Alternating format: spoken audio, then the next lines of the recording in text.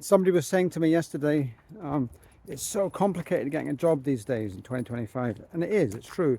Getting a job formally through human resources, HR, is a nightmare because they make it so. The bosses and human resources professionals, they make it so bloody complicated. Computers were supposed to make it easy to, bureaucracy was supposed to be reduced by computers, but it's just made it more complicated because I don't know why. I don't really want to get into that. But I always find that, I've been working for 40 years and I find that applying for jobs formally has been a complete failure. Catastrophe is a strong word. Failure. I haven't managed to get, I don't think, any jobs. One job, I got a job when I was doing my 12 jobs in 12 months as a postman, Christmas postman, applying formally through an HR agency. And even though I knew the job, I'd get the job because it was a given. It was like Christmas posting. Anyone with 2 legs could get that job. And it's well known that they're desperate for people for the period around Christmas, a couple of weeks. They still made it unbelievably complicated. And it took me a couple of months of faffing about prior to get all kinds of proof that I wasn't a mass murderer. I can't remember what they did, but I had to learn all this rubbish. PR, health and safety being the least of it. And so yeah, it's easy to get to the conclusion that getting a job is really difficult. And then the other problem, of course, is that the requirements that employers have to get jobs is really complicated and difficult and idealistic. Like, how the hell are you going to have all those qualifications and behaviors, and you're going to be super enthusiastic and open and communicative and helpful and nice and basically Mr. or Mrs. Perfect with all these qualifications? No chance.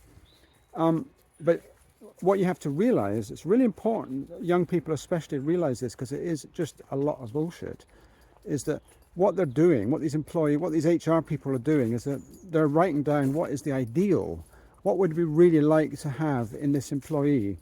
And so they write down the perfect employee has got all these qualifications and is this characteristic.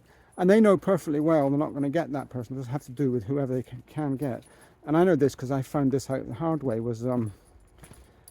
was actually offered a job as a consultant, and I said to the people, well, how can I do that? Because I haven't got an MA, and I've been told I can't get an MA. I can't get work as a consultant with an MA. And they said, oh, well, forget that.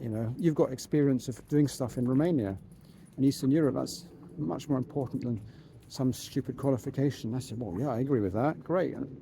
And I got about, 10, 15 years really well-paid work out of that. The other thing that I realized was that, this idea of the ideal versus the reality is that when I was at school, I kept failing my mathematics O-level, now GCSE, the sort of exam you do when you're about 15, 16, really easy for most of you.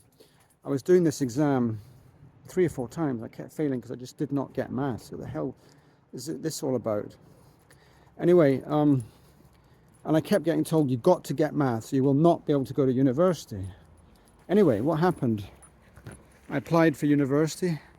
I got into a really good university, Liverpool University. Well, it was just after the Brixton riot, so there was a bit of a bad reputation on the city at the time, but so what? I got and did history and politics with no maths O-level. No one ever said, where's your maths O-level? Of course I didn't. I was doing history and politics. Why would I need maths O-level?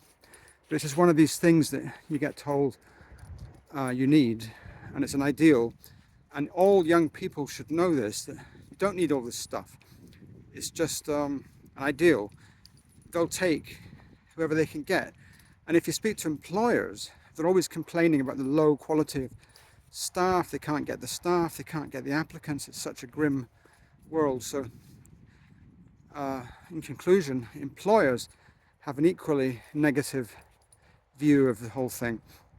And all this knowledge is really important for the psychology of travel, for independent travel, because you really need to know, I can get a job anywhere I want. And I got a job in Tibet where foreigners haven't had a job since before the communists took over in 49. I just was so bloody minded and determined about it. And I'm inspired by the story of Lee Miller, the great photographer. Check her out, look her up, see the film Lee. She walked into the studio of the top graphic designer slash photographer in Paris in the 30s, Man Ray, and she just said, "I'm your new assistant." And he said, "Who the hell are you?" And she said, "Your new assistant. I'm Lee Miller." And he went, "Oh, okay." And they ended up working together and doing great stuff. So that is a story that should inspire you, not anything that HR people say.